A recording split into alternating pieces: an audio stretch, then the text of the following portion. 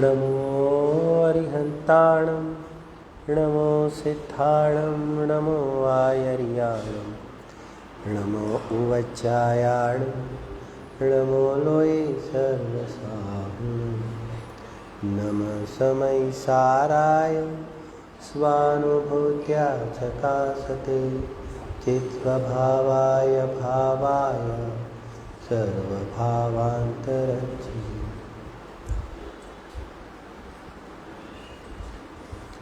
भरत क्षेत्र का भगवान ऐसा समयसार ग्रंथाधिराज विराजमान है और समयसार ग्रंथाधिराज के अंतर्गत परिशिष्ट पर अपना स्वाध्याय चल रहा है। परिशिष्ट के अंदर अमृतचंद्र आचार्य देव ने आत्मा का अनेकांत स्वरूप बताया है। हालांकि कोई भी जिनवाणी आत्मा का अनेकांत स्वरूप ही बताते हैं। इसके अंदर प्रधान रूप से उस विषय को लेकर अनेकांत स्वरूप जो विषय बताया है उसके अंतर्गत जो 47 शक्तियों के माध्यम से आत्मा का अनेकांत स्वरूप बताया, उसकी पूर्व की भूमिका के अंदर वो अनेकांतपना किस प्रकार से घटित होता है, अनेकांत किस प्रकार से आता है, उसकी चर्चा की है। जरा समझना क्या कहना चाहते हैं। जैसे आप 47 शक्ति में चले जाओगे तो 47 शक्तियों की चर्चा आएगी। थोड़ा सा उपयोग जरा देखना। 47 शक्तियों में जाओगे तो 47 शक्तियों का एक एक शक्ति का भेद करते हुए उसका अलग अलग निरूपण बताया है। वो एक अलग शैली, जो 47 शक्ति वाली शैली है वो एक अलग शैली, लेकिन उसके पहले जो प्रश्न उत्तर रखे गए हैं उसके अंदर मतलब कि आत्मा के अंदर अनेकांतपना कैसे घटित होता है, अमृतचंद्र आचार्य देव को यहाँ पर उसकी भूमिका में ये बताना है। थोड़ा समझ में आता है, वो थोड़ा विभाग कर लेना। जो परिशिष्ट है ना उसके भी कहीं कहाँ पर कहाँ तक, कहाँ पर कहाँ तक, कहाँ पर कहाँ तक और क्या क्या, तो इस प्रकार से विभाग करोगे तो क्या विषय कहना चाहते वो समझ में आता है। बराबर। ये अभी आज क्यों कहा, क्योंकि अभी आज यहाँ से वो विषय के अंदर और अंदर में एंटर होंगे तो इसके अंदर अनेकांतपना किस प्रकार से बैठता है वो बताने वाले हैं, इसलिए ये बात बताई। बराबर। अभी इसके अंदर चलते विषय के अंदर ज्ञान को प्रदान करते हुए आगे बढ़े और असाधारण लक्षण और स्वपर प्रकाशक उसकी खूबी ऐसे लेते हुए ज्ञान और आत्मा में लक्ष्य लक्षण का विभाग किया। लक्ष्य लक्षण का विभाग का कारण लक्ष्य की ही पहचान कराने का था, लेकिन बिना लक्षण के भेद वो लक्ष्य ऐसी आत्मा का परिचय होता नहीं है। इसलिए आचार्य देव ने लक्ष्य लक्षण का विभाग किया। उसके बाद आचार्य देव स्वयं यहाँ पर कहते हैं कि हम लक्ष्य लक्षण का विभाग तो करते हैं, लेकिन लक्ष्य लक्षण कोई जुदी जुदी चीज नहीं है, वो द्रव्यपने अभेद है। वो बात अपनी आई। द्रव्यपने अभेद किस प्रकार से है तो क्योंकि उसकी भी हमने यहाँ पर चर्चा देखी। उसमें मूल स्वरूप में हमने ये देखा कि जो द्रव्य पर्याय है वो तादात्म्यक रूप होते हैं। भले पर्याय एक समय किए वो अनित्य है, लेकिन फिर भी अनित्य तादात्मक संबंध देखा जाता है, अलग अलग नहीं है। कहने का तात्पर्य क्या है कि कोई अलग अलग चीज नहीं है।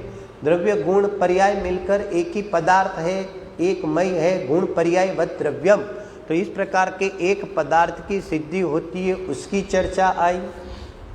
उसके बाद उसकी चर्चा के बाद वापिस लक्षण लक्ष्य का विभाग किया।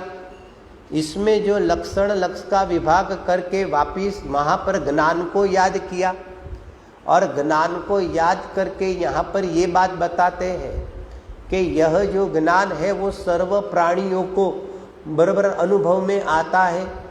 ऐसा क्यों कहा? क्योंकि ऐसा इसलिए कहा क्योंकि जो ज्ञान है वो कैसा है, एक वो स्वसंवेदन रूप है और स्वसंवेदन रूप होने के कारण वो स्वयं से सिद्ध है। ज्ञान स्वयं से सिद्ध है, क्योंकि उसमें स्वयं ये स्व संवेदनपना उसमें मौजूद है। इसलिए वो जो स्व संवेदनपना है वो आपको प्रकट है, यहाँ तक आए, और फिर वो प्रकट है तो अब उसको क्या करें, तो क्या अब उसको यहाँ पर साधन बनाए, तो क्या उसके माध्यम से क्या होगा, तो क्या उसके माध्यम से जब यहाँ पर आत्मा को ग्रहण किया जाएगा। ऐसा क्यों कहा, क्योंकि यहाँ पर उसके पहले के प्रश्न के अंदर ऐसा कह के आए कि ज्ञान और आत्मा को द्रव्यपने अभेद है, इसलिए तू ज्ञान को पकड़ेगा तो आत्मा ही पकड़ में आ गया। अब लिंक समझना, ये जो प्रश्न उत्तर की एक सरखी जो धारा चल रही है ना, उसकी लिंक पकड़ते जाना, बराबर है कहने का मतलब। इसलिए यहाँ पर आप अगर ज्ञान को पकड़ोगे तो सीधा आत्मा ही अभेदपने से यहाँ पर हाथ में आएगा, हाथ में आएगा मतलब सिद्ध होगा। तो यहाँ तक तो मानसिक ज्ञान की बात चली कि मानसिक ज्ञान में ज्ञान और आत्मा का इस प्रकार से निर्णय करने पर अब वो जीव क्या करने जाता है, वो जीव अब यहाँ पर अनुभव करने गया।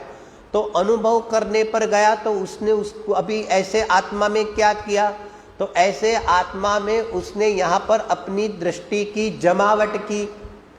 दृष्टि की जमावट की मतलब क्या, उसको दृष्टि में लिया। दृष्टि में लिया उसका अर्थ क्या कि उसके अंदर अहमपना किया। सादी चलती भाषा में जो चैतन्य स्वभाव त्रिकाल ध्रुव स्वरूप, बराबर।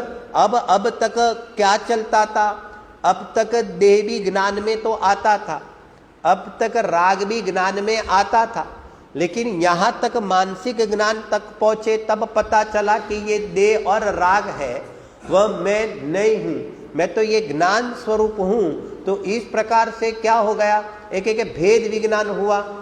ये जो भेद विज्ञान हुआ वो विकल्पात्मक भेद विज्ञान हुआ। और जब विकल्पात्मक भेद विज्ञान करने पर जब यहाँ पर मूल वस्तु को यहाँ पर जब खड़ा किया, वहाँ पर अचलित पने यहाँ पर दृष्टि की स्थापना हुई, तो उसके साथ वो जो ज्ञान प्रकट हुआ, वो ज्ञान ने क्या किया कि पूरा यहाँ पर अपनी आत्मा को प्रमाण ज्ञान में प्रमेय किया। यहाँ तक अपनी कल तक चर्चा आई, उस बात को ही टच करते हुए अभी आगे बढ़ते हैं, बराबर है ना। तो वहां पर क्या हुआ, अनुभव में क्या हुआ, प्रमाण ज्ञान में प्रमेय हुआ। तो वो प्रमाण ज्ञान में प्रमेय किस प्रकार से हुआ, फिर से उपयोग सूक्ष्म। प्रमाण ज्ञान में जो प्रमेय हुआ तो प्रमेय किस रूप से हुआ, तो इसको यहां पर हम दो प्रकार से समझेंगे। समझाने के लिए स्वयं आचार्य देव समझाने के लिए तो हकीकत में तो बस अभेद आत्मा ही अनुभव में आया, ये कॉमन कथन। वहां पर प्रमाण ज्ञान में प्रमेय हुआ मतलब अपनी आत्मा अनुभव में आ गया, बराबर के नहीं। तो ये एक कॉमन कथन हो गया। और फिर वो किस प्रकार से अनुभव में आया उसका यहाँ पर थोड़ा अभी टच करेंगे, स्वयं टच करेंगे, थोड़ा समझते हैं। अपन आचार्य देव की हर लिटी हर शब्द उसकी शैली के साथ साथ चलते हैं और उनके अंदर जो विविधता है वो विविधता को लेकर चलते। और स्वयं पूज्य गुरुदेव श्री ने जो प्रवचन में एक एक लिटी का जो अर्थ किया है, वो ही भाव को, उदाहरण अलग हो सकते हैं लेकिन वो भाव को सुरक्षित रखते हुए ही हम एंटर यहाँ पर होते, बराबर।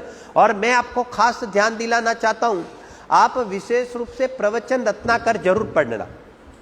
हालांकि अपने पास समय सार सिद्धि भी है, वो गुरुदेव श्री के हुआ 19वें बार के प्रवचन, और यहाँ पर कहते हैं कि ये जो प्रवचन रत्नाकर भाग है वो 18वें बार के प्रवचन है। तो यहाँ पर जो संकलन है ना, तो संकलन में क्या होता है मालूम है, एक सर का विषय पकड़ में आता है। आप समझे मैं क्या कहना चाहता हूँ, वहां पर लिटी टू लिटी है उसकी मना नहीं है, लेकिन यहाँ पर क्या है कि वो संकलन में वो जो एक पैराग्राफ रहता है, एक लिटी का जो पूरा पैराग्राफ रहता है ना, तो वो पैराग्राफ से वो पूरा अपन थोड़ी अपने भाव से समझ सकते हैं, थोड़ा सरल पड़ जाता है। कहने का तात्पर्य क्या है, और गुरुदेव श्री ने ये 18वें भाग के प्रवचन के अंदर विशेष पने से खोला है। मैं आपको ये बताना चाहता हूँ, आप 19वीं बार का पढ़े, ये भी पढ़े, अपने पुराने प्रवचन भी पढ़े, आप सब पढ़े, लेकिन इसमें क्या है थोड़ा मतलब मैं मेरी ओर से बताता हूँ, बात करता हूँ कि वो इसमें विशेष पने से, जैसे स्कूल में बच्चे को टीचर कैसे एक लीटी करके पढ़ाते हैं ना, ऐसे हमें यहाँ पर फीलिंग्स होती है, तो थोड़ा ज्ञान में क्लियर ज्यादा होता है। अभी यहाँ पर देखो, अब यहाँ पर अपन आगे चलते हैं, उसके अंदर और विशेष चर्चा करते हैं। आ कारणे, અહીંયા આગળ देखना, अभी इस कारण से यहाँ से पढ़े, बराबर। आज कारणे અહીં आत्मानो ज्ञान मात्रपणे व्यपदेश से कथन करने में आया है। अब प्रश्न, अभी ये प्रश्न में पूरा खजाना खोला है, गुरुदेव श्री ने पूरा खजाना यही प्रश्न में खोला है। अभी देखो, देखते हैं अपन प्रश्न। जैमा, प्रश्न का रूप पहले बराबर समझना, बराबर। जैमा क्रम अने अक्रमे प्रवर्तता अनंत धर्मो छे, आप हिंदी में जरा पढ़ते जाना। जेमा क्रम अने अक्रम रूपे प्रवर्तता अनंत धर्मो छे, एवा आत्मा ने ज्ञान मात्रपणु कई रीते छे। प्रश्न का रूप समझ में आया? क्या समझ में आया?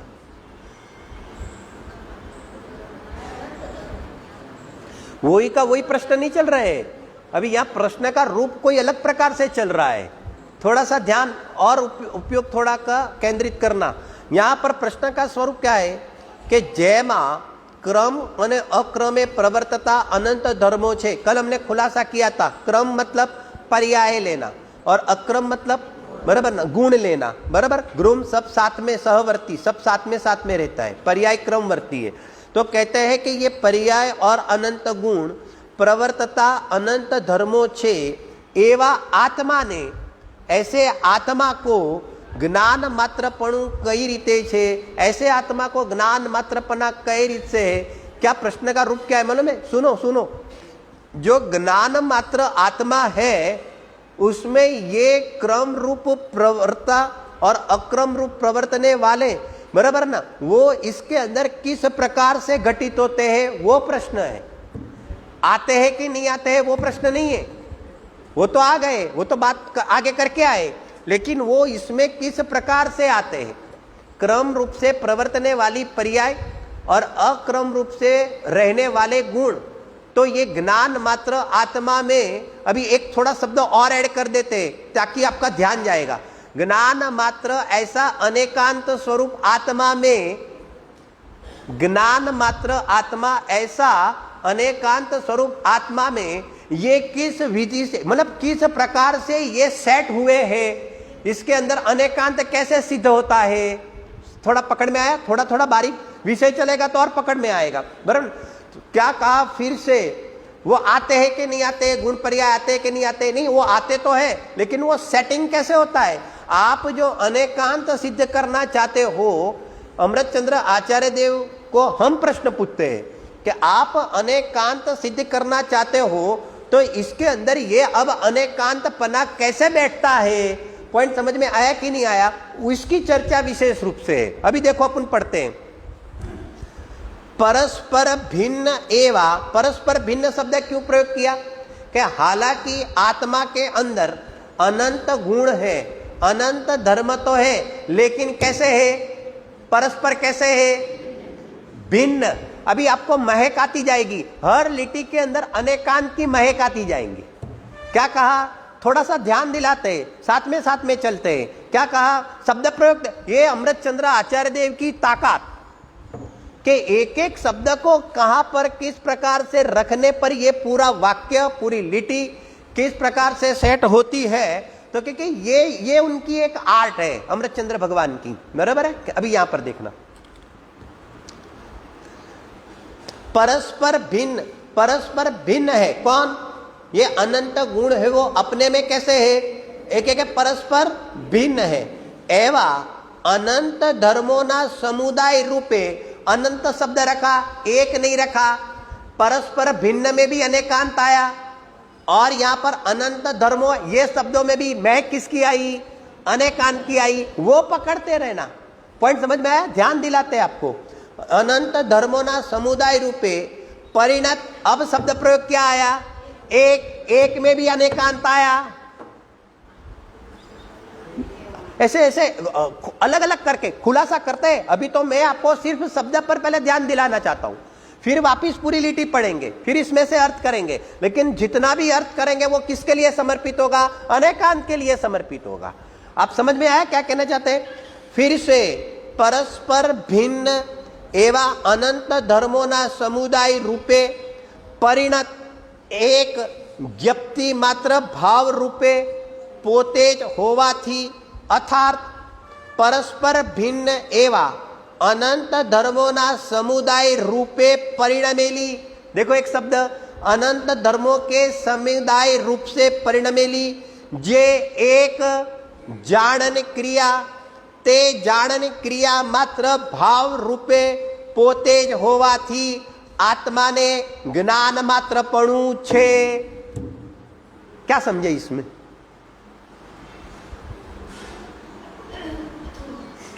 अभी वापिस पढ़ते हैं हम, बराबर है? अभी ध्यान देते जाना।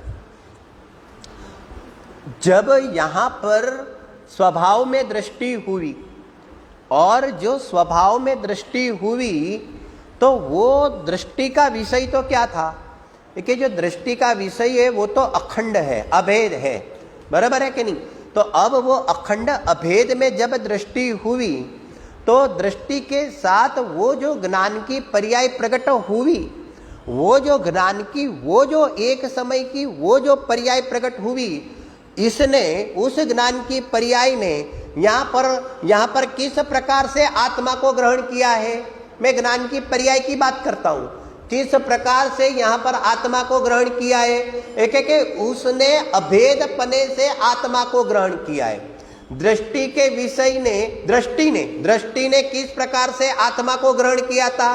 तो क्या यहाँ पर अभेदपने आत्मा को ग्रहण किया था। अब सुनना बराबर, यहाँ पर जो दृष्टि का जो विषय होता है, तो दृष्टि ने अभेदपने आत्मा को ग्रहण किया, वहां पर अभेद का वाच्य अलग है, और वो जो ज्ञान की पर्याय यहाँ पर जो प्रकट हुई, उसने भी अभेद आत्मा को जो ग्रहण किया, तो वहां पर अभेद का वाच्य अलग है। अब यहाँ पर वो जो दृष्टि का जो विषय जो अभेद, वो तो यहाँ पर अनंत गुणात्मक अभेद त्रिकाली ध्रुव अखंड एक परम पारिणामिक भाव, तो यहाँ पर तो पूरी वस्तु को अखंडपने यहाँ पर खड़े किया, तो उसका वाच्य तो ये अभेद हुआ। और वो उसके साथ वो जो ज्ञान की पर्याय प्रकट हुई, वो ज्ञान की पर्याय में वहां पर वो जो अभेद आत्मा वो यहाँ पर कहते हैं लक्षित हुआ। तो यहाँ पर ये बात बताना चाहते हैं कि उस अभेद में क्या आया? तो उस अभेद में यहाँ पर कहते हैं कि परस्पर भिन्न एवं अनंत धर्मोना समुदाय रूपे परिणति एक ज्ञप्ति मात्र भाव रूपे पोतेज होवाथी, यहाँ पर वो जो परिणति पर्याय प्रकट हुई, वो पर्याय सुनो यहाँ पर शब्द का प्रयोग किया हुआ है, एक ज्ञप्ति मात्र भाव। अब सुनना, ये जो एक ज्ञप्ति मात्र भाव की वो एक पर्याय शब्द प्रयोग एक लिखा।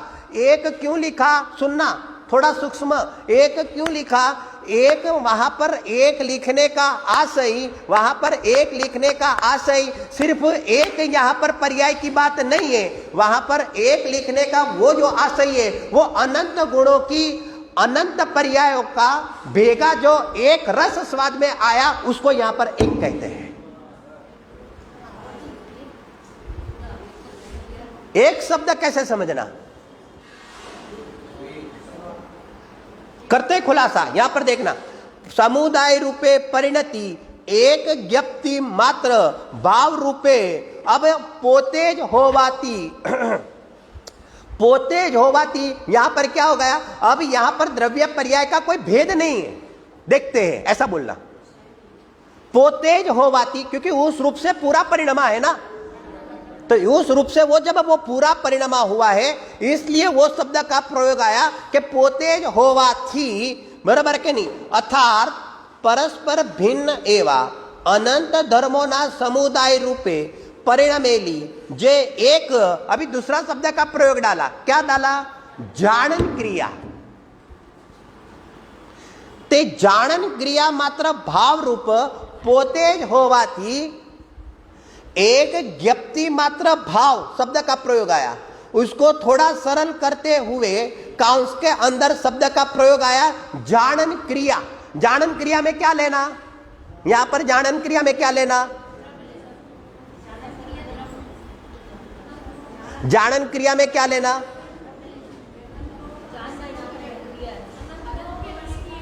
बहुत बढ़िया बहुत बढ़िया।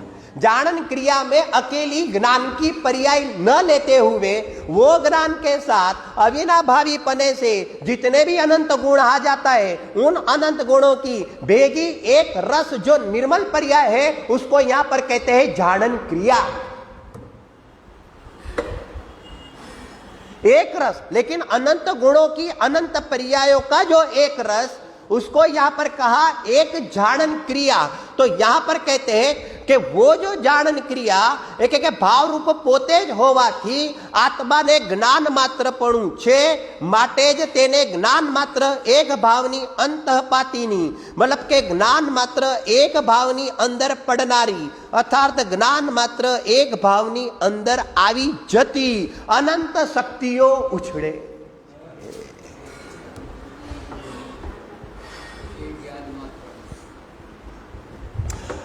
आपके वहां यहां कॉकटेल बनता है, कॉकटेल जूस, अरे बनता है कि नहीं बनता है, फटाफट बोलो। कॉकटेल बनता है, बराबर है, बोलो कॉकटेल में क्या क्या आता है। अरे कॉकटेल में कोई एक फ्रूट तो नहीं होगा ना भाई, कॉकटेल में क्या क्या आता है।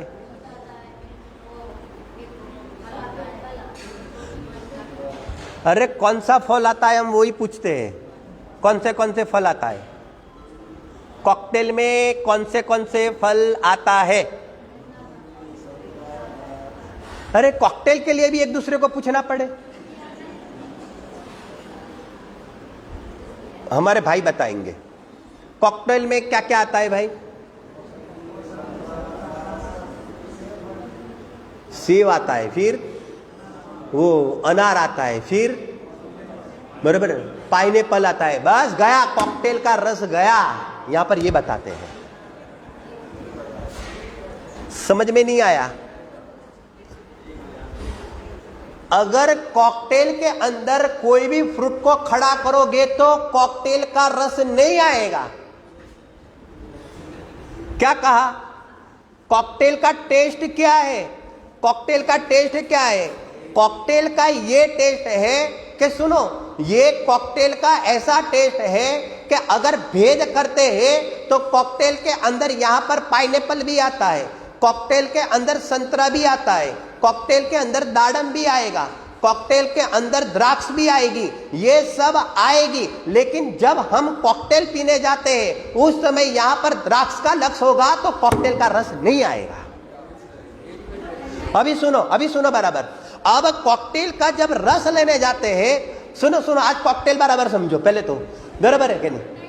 अभी सुनो, कॉकटेल का जब टेस्ट लेने जाता है, अभी सुनो, कॉकटेल का जब टेस्ट लेने जाते हैं तो कॉकटेल के टेस्ट के अंदर दाडम का भी टेस्ट आ जाता है, कॉकटेल के टेस्ट के अंदर पाइनएप्पल का भी टेस्ट आता है, कॉकटेल के टेस्ट के अंदर संतरा का भी आता है, कॉकटेल के अंदर द्राक्ष का भी टेस्ट आता है। लेकिन कॉकटेल के अंदर अगर द्राक्ष देखने जाते हैं तो यहां पर कॉकटेल का टेस्ट नहीं आता है, वो बात है।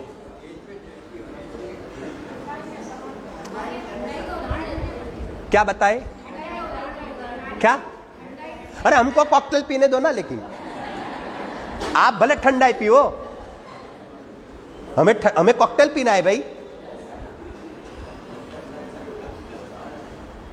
थोड़ा उदाहरण समझ में आया क्या कहना चाहते हैं। एक ज्ञप्ति क्रिया, एक टेस्ट है, बराबर। नाम आचार्य देव इसलिए एक का देते हैं, थोड़ा समझना।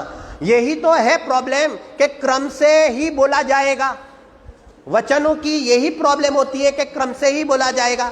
लेकिन ज्ञान की यह प्रॉब्लम नहीं है, एक साथ जाना जाएगा, यही तो ज्ञान की ब्यूटी है। समझ में आया कहने का मतलब। यहां पर ज्ञान में यह समझते हैं कि जब कॉकटेल का वर्णन होगा तो उसके अंदर अनेक सारे फल फ्रूट की बात आएगी, लेकिन जब कॉकटेल का अनुभव होगा तो सबके टेस्ट का अनुभव तो होगा, लेकिन सबका जुदा जुदा अनुभव नहीं होगा, सबका एक साथ एक रस रूप में उसका अनुभव होगा। बात यह है भाई। इसके अंदर अनेकांत पना क्या आ गया? इसके अंदर अनेकांत पना कैसे आ गया? अनंत है फिर भी एक है। अनेकांत समझो, हर लिटी के अंदर अनेकांत बैठा हुआ है। एक रस देखना कैसे है? आत्मा को कैसे देखना है?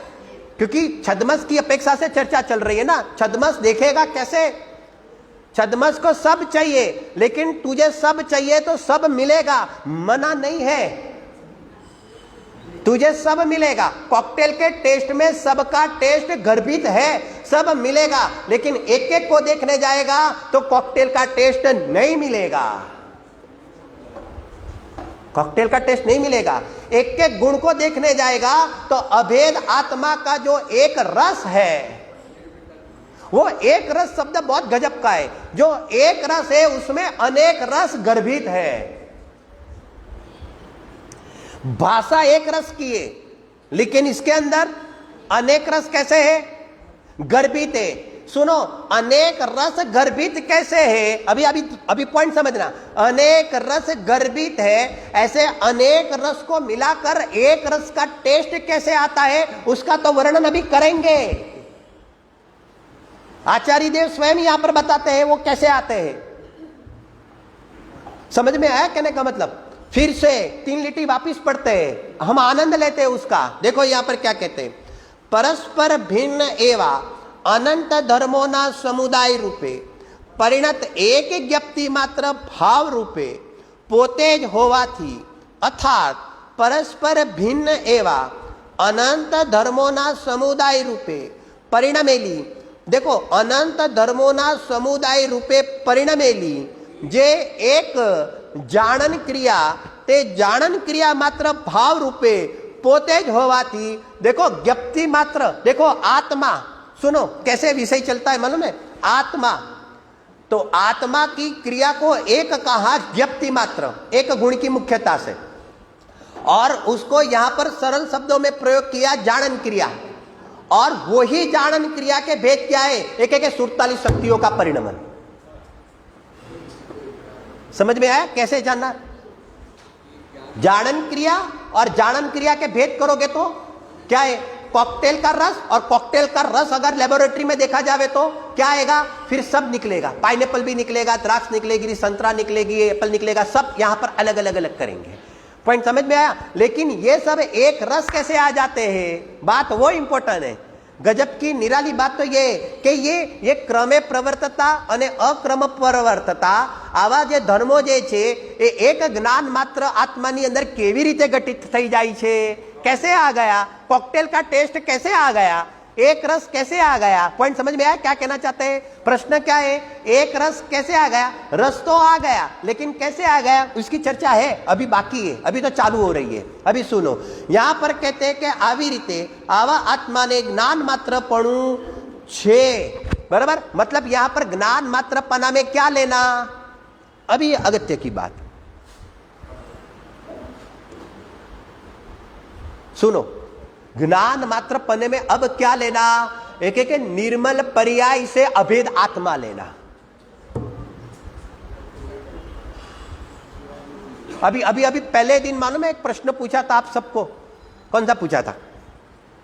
बहुत सारे पूछे थे, बराबर है कि नहीं? समय सार में गायक नी बात छे, ज्ञानी नी बात छे कि अज्ञानी नी बात छे, ऐसा प्रश्न पूछा था। तो वहां पर जवाब क्या दिया था?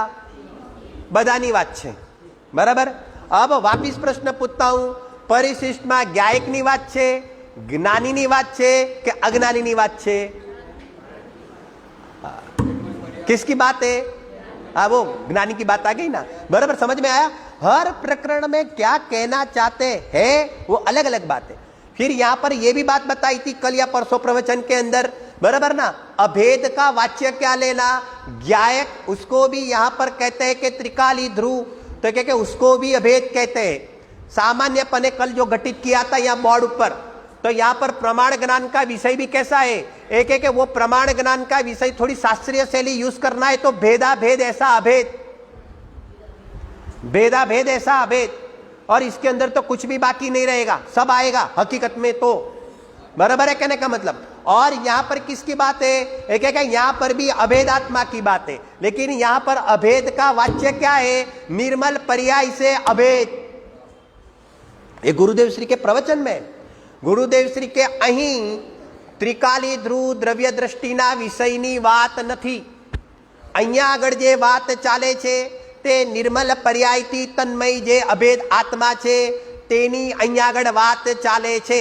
અહીંયા આગળ જ્ઞાની ધર્માત્માને અહીંયા આગળ સ્વભાવ સન્મુખ દ્રષ્ટિ થતા જે જ્ઞાન અહીંયા આગળ નિર્મલ ભાવ રૂપે પરિણમન કરે છે તે અહીંયા આગળ નિર્મલ ભાવથી અભેદ તન્મય આત્મા છે, એવા અહીંયા આગળ અભેદ આત્માની વાત ચાલે छे. ख्याल में आया कहने का मतलब? अब यहां पर देखो, यहां पर बात चल रही है कि एवा ज्ञान मात्र एक भावनी अंदर पड़नारी, बराबर ना? आपके हिंदी में अंतपातिनी शब्द आएगा, है अंतपातिनी. अंतपातिनी का अर्थ अंदर में पड़नारी, मतलब अंदर में आ जाने वाली, इसके साथ साथ आ जाने वाली, अलग अलग रूप से नहीं, अलग अलग रूप से नहीं, लेकिन साथ साथ आ जाने वाली. अलग अलग है कि नहीं है?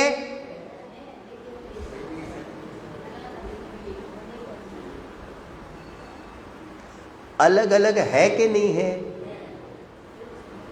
हाँ, बहुत बढ़िया, बहुत. आपका भाव को मैं समझ गया. बराबर, अलग अलग तो है, नहीं तो अनेकांत सिद्ध नहीं होगा. उसके बावजूद भी अलग अलग एवं एक अनुभव में एक.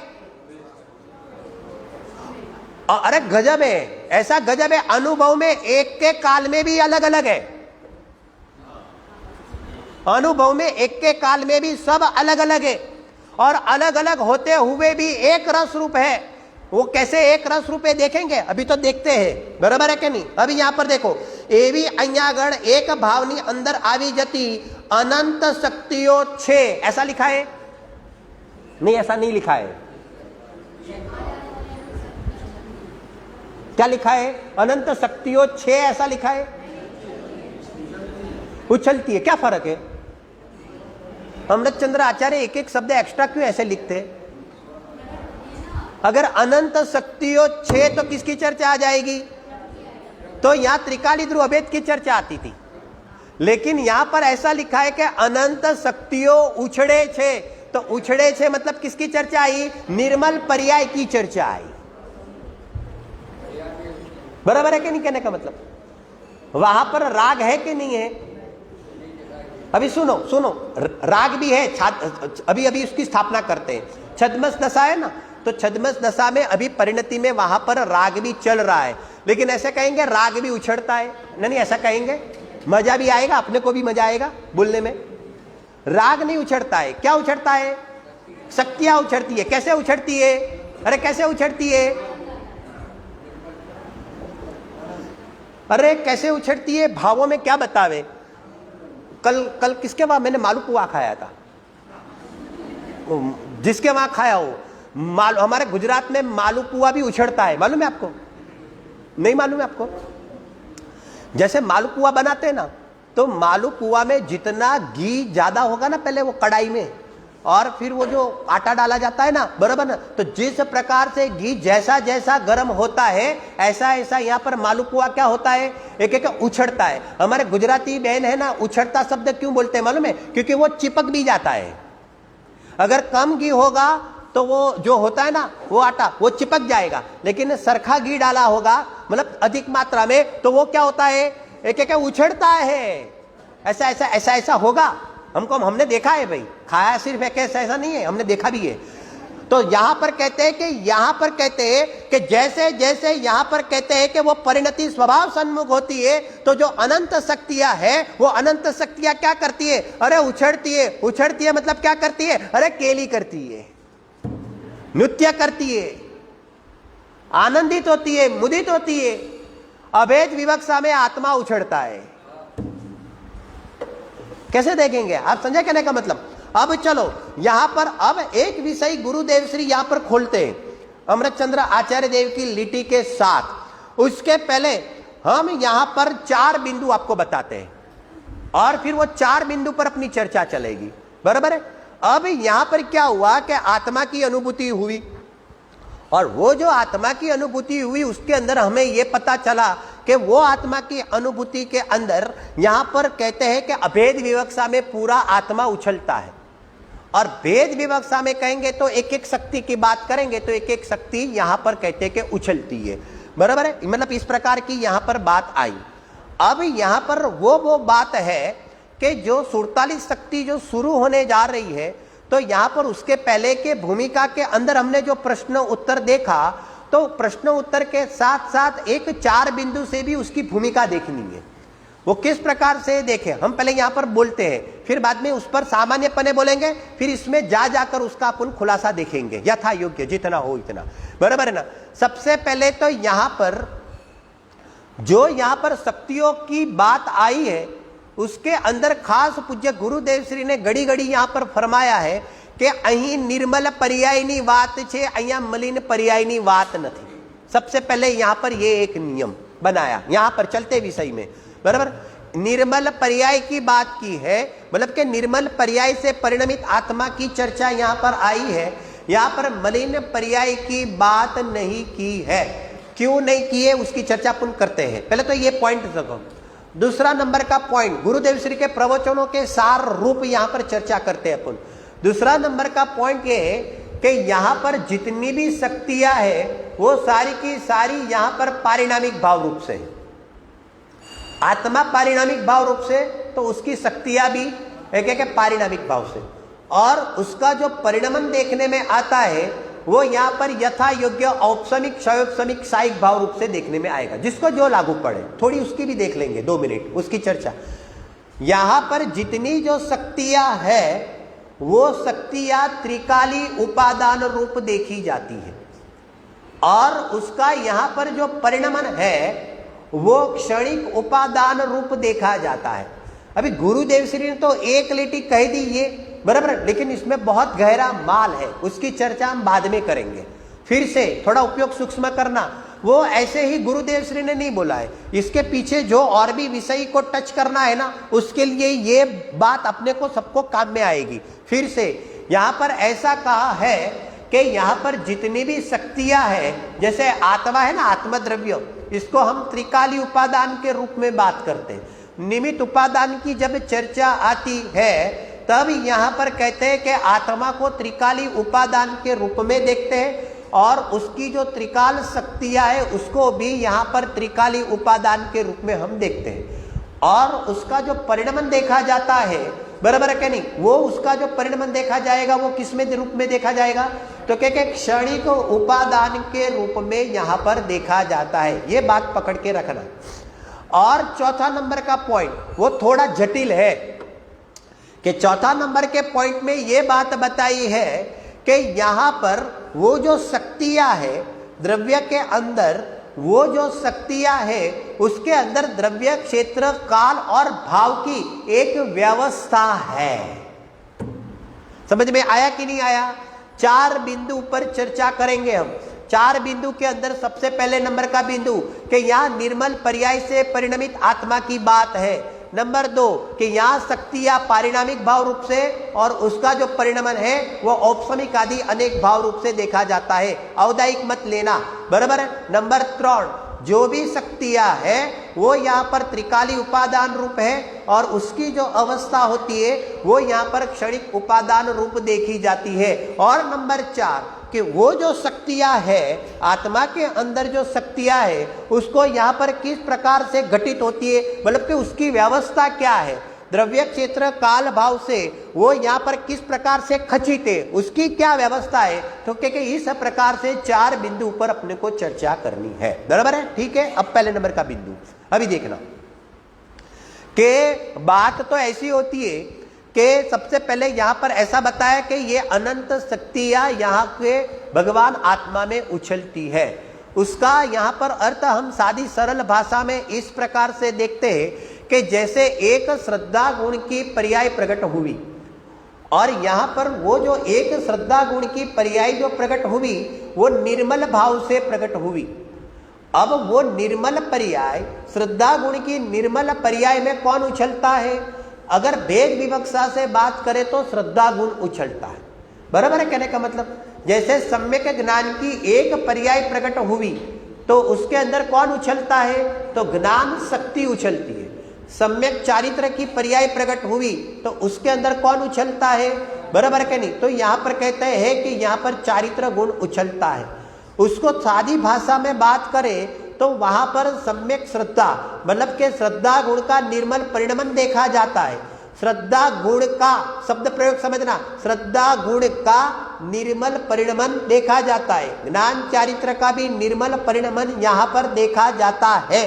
तो यहाँ पर वो निर्मल परिणमन में सत्ता शक्ति यहाँ पर उछली है।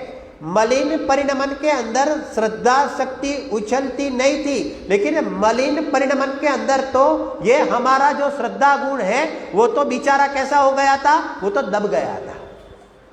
थोड़ा सा भाव ख्याल में रखना। मलिनता के अंदर यहाँ पर वो जो स्वभाव होता है, वो जो शक्तियां होती है, उसकी यहाँ पर जैसा स्वभाव है, शब्द बरोबर ध्यान देना, जैसा स्वभाव होता है ऐसी यहाँ पर अभिव्यक्ति प्रकट नहीं होती है। किसमें? मलिनता में।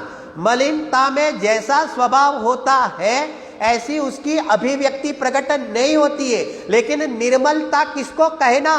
निर्मलता किसको कहना? कि जैसा स्वभाव होता है ऐसी ही यहाँ अभिव्यक्ति प्रकट हुई तो उसको यहाँ पर स्वभाव का स्वरूप, स्वभाव का परिणमन, स्वभाव की प्रकटता ऐसा कहने में आता है। थोड़ा समझ में आया कि नहीं आया? जैसे यहाँ पर कहेंगे कि सर्वज्ञ स्वभाव, उदाहरण समझना जरा। तो ये सर्वज्ञ स्वभाव है तो केवली भगवान को वो सर्वज्ञ स्वभाव का क्या हुआ है कि अपनी यहाँ पर पर्याय में व्यक्तता देखी जाती है। तो उस व्यक्तता के माध्यम से किसका परिचय हुआ? जरा विषय पकड़ना। उन व्यक्तता के माध्यम से, उन स्वभाव की जो व्यक्तता हुई तो व्यक्तता के माध्यम से परिचय किसका हुआ? एक एक स्वभाव का हुआ। और जाकर बात करेंगे तो स्वभाववान का हुआ। निर्मलता के माध्यम से परिचय किसका होता है? निर्मलता के माध्यम से तो के स्वभाव का होता है। आगे जाकर बात करेंगे तो स्वभाववान का होता है। मलिनता के माध्यम से किसका परिचय होता है? तो के मलिनता के माध्यम से स्वभाव या स्वभाववान कैसा है उसका परिचय नहीं होता है।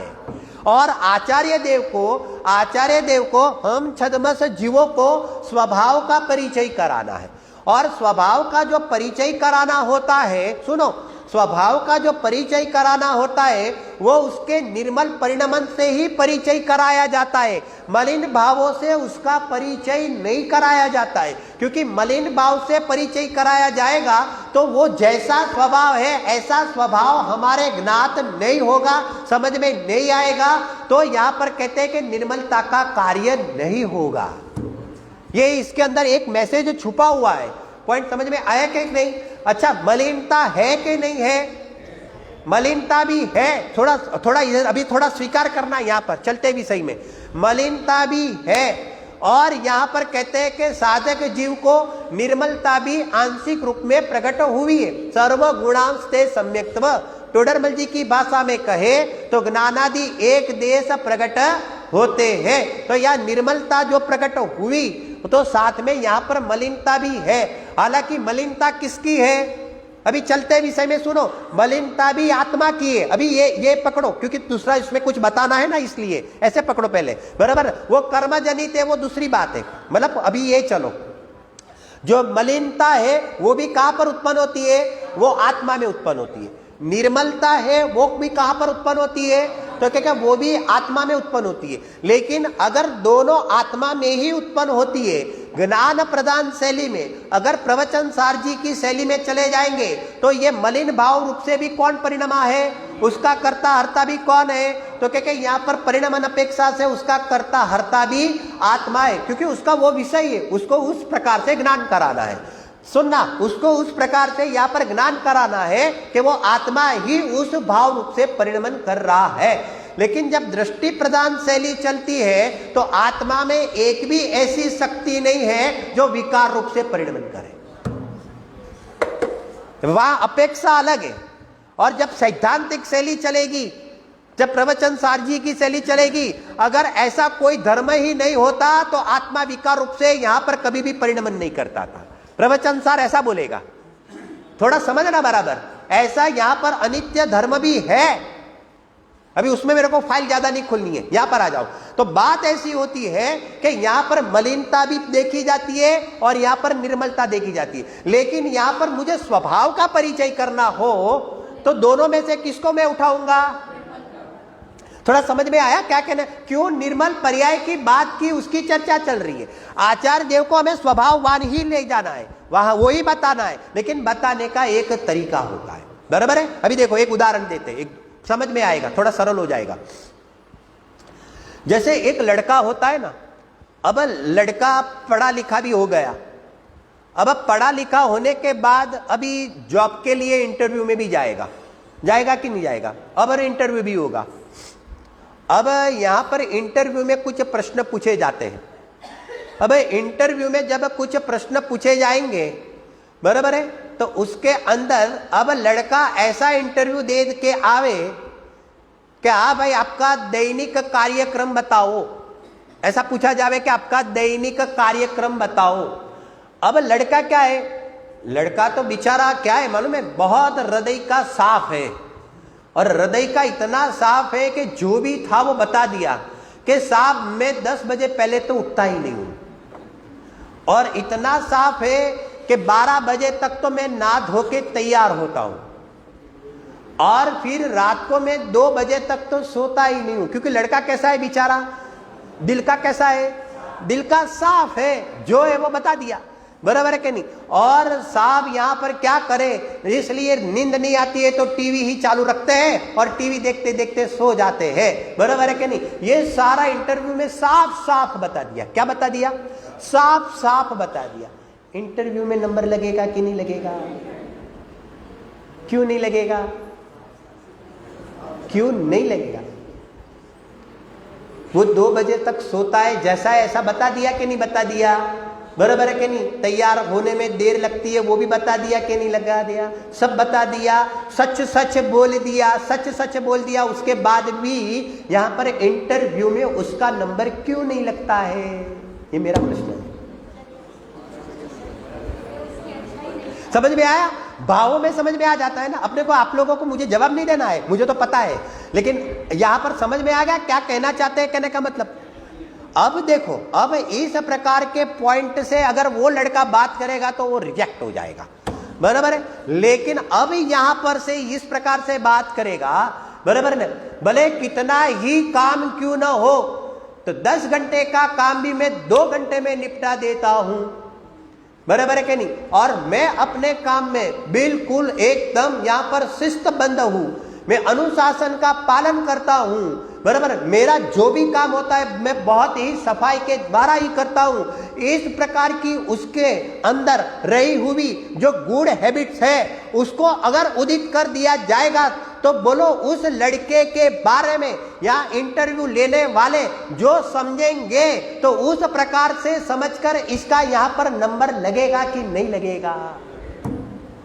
उसके पास यहां पर खूबियां भी देखी जाती है, इसके पास यहां पर बैड हैबिट्स भी देखी जाती है, लेकिन बैड हैबिट्स के माध्यम से उसके अंदर छुपा हुआ एक अच्छा पना भी है। वो अच्छा पना परिचय में नहीं आता है, और जब तक उस अनुसार परिचय में नहीं आएगा तब तक वो इंटरव्यू में पास नहीं होता है। लेकिन उसके पास यहाँ पर अच्छी अच्छी खूबियां भी है, अच्छा अच्छा प्रभुत्व भी है। अगर उसको उदित किया जावे तो उसके माध्यम से इसकी एक इमेज बनती है, ये शब्द बराबर समझना। उसके माध्यम से एक चित्त में जो इमेज बनती है उसके माध्यम से वह इंटरव्यू लेने वाला उससे लालायत होकर यहां पर उसको जॉब में रखता।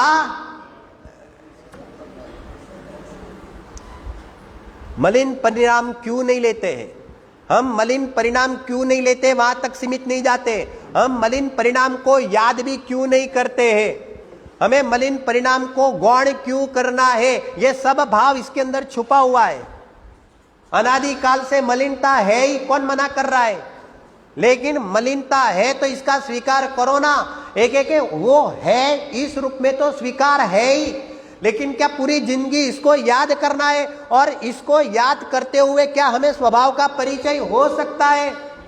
क्या ऐसी व्यवस्था है जगत के अंदर कि अच्छे भावों से ही वो मूल वस्तु, मूल पदार्थ का परिचय करना है, मूल स्वभाववान का परिचय करना है, तो उसका जैसा स्वभाव है वो शब्द पर ज्यादा भार देते हैं। जैसा स्वभाव है, बराबर ना, ऐसा वो यहां प्रकट हुआ है, उसको ही निर्मलता कहते हैं।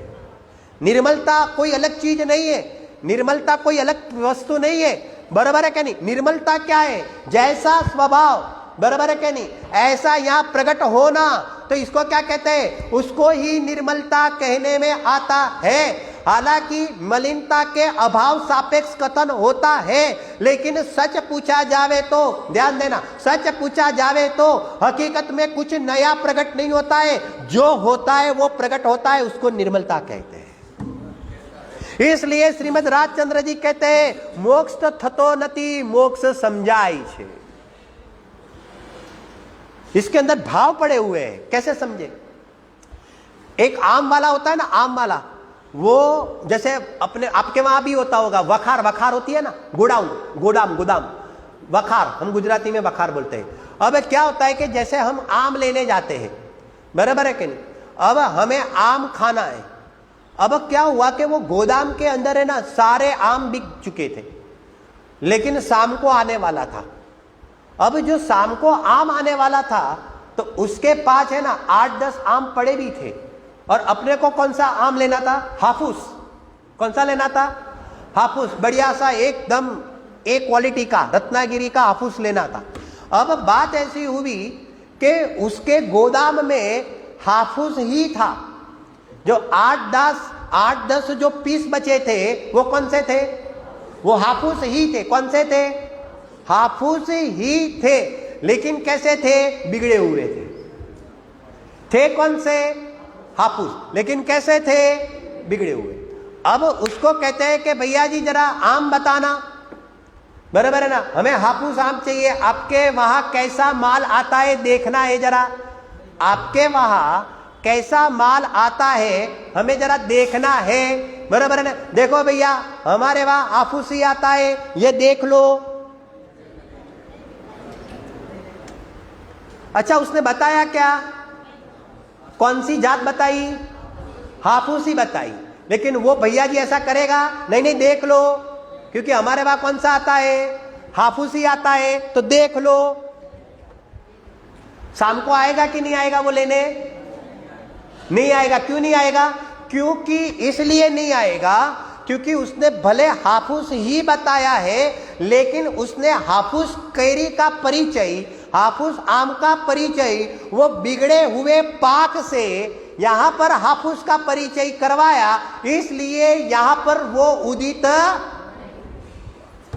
वो जो बिगड़ा हुआ पार्ट है वो विकार है, स्वभाव नहीं है, और वो जो फ्रेश माल है वो उसका स्वभाव है। ठीक है, इसी तरह से बिगड़े हुए पार्ट से उस पदार्थ का परिचय अरे जगत में भी नहीं कराया जाता है। हालांकि भले उसको हाफूस ही लेनी होती है, लेकिन अच्छे माल से उसका परिचय कराया जाता है। ऐसे यहाँ पर हाफूस का ही यहाँ पर प्रयोजन है, भगवान आत्मा का ही प्रयोजन है, लेकिन उस भगवान आत्मा को यहाँ जो सुधरा हुआ, मतलब स्वभाव अनुसार परिणमन हुआ, ऐसा निर्मल भावों से उसका परिचय कराया जाएगा।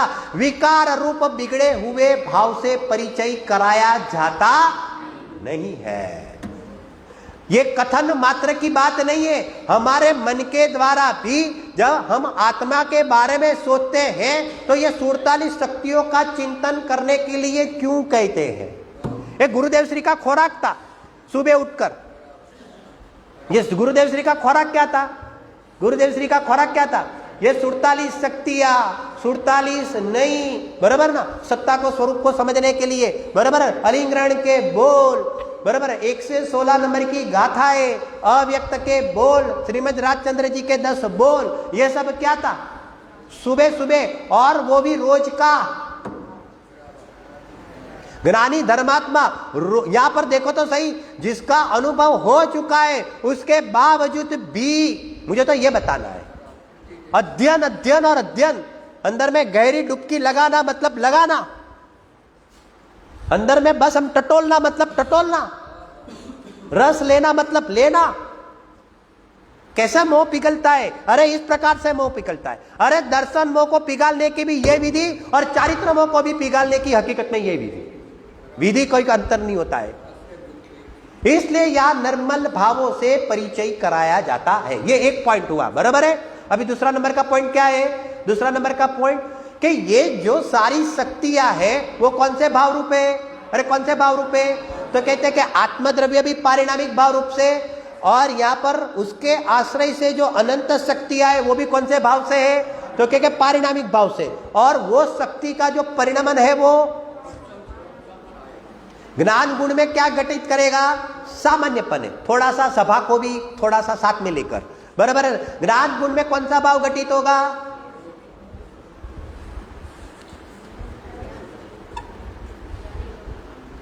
अच्छा किया, प्रश्न पूछ लिया तो अच्छा किया, अच्छा ही किया। ज्ञान गुण में कौन सा भाव घटित करेंगे?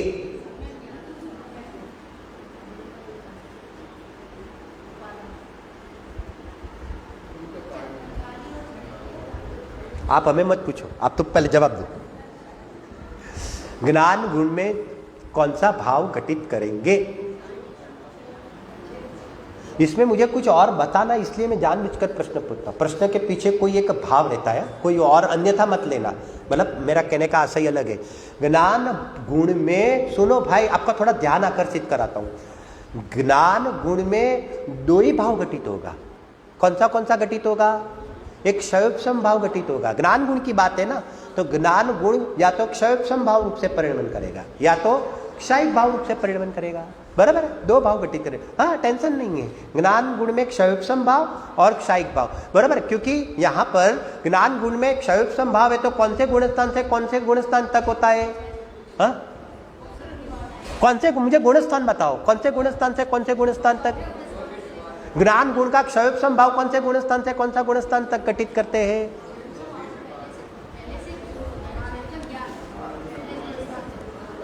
कौन से गुणस्थान से कौन सा घटित करेंगे? ज्ञान गुण का क्षयोपशम भाव चौथे गुणस्थान से घटित करेंगे। क्यों चौथे गुणस्थान से घटित करेंगे? पहले गुणस्थान वाले को भी क्षयोपशम भाव है, लेकिन यहां पर निर्मल पर्याय की बात चल रही है। दादाजी ने बिल्कुल सही कहा।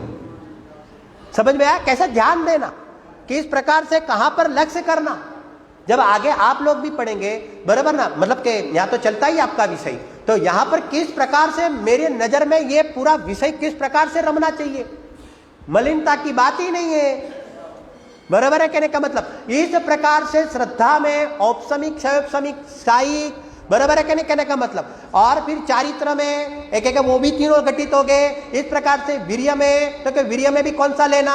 क्षयोपशम भाव। जहां पर जो लागू पड़ता वो, ये खाली एक उदाहरण के रूप में बताया। हम घटित करें, वर्तमान में क्यों घटित करें? क्योंकि वर्तमान में मेरी क्या पोजीशन है, और फिर निर्मलता में क्या पोजीशन में क्या है, और किस विधि से मैं करता हूं। ये सब यहां पर एक्सरसाइज करने के लिए हमें इस प्रकार का चूकना चाहिए। तो इस प्रकार से चलते हुए विषय में ये जो आत्मा और उसकी जो शक्तियां है वो पारिणामिक भाव रूप से है, और उसका जो निर्मल परिणमन है वो यथा योग्य जहां पर जो भाव है उस रूप यहां पर घटित किया है।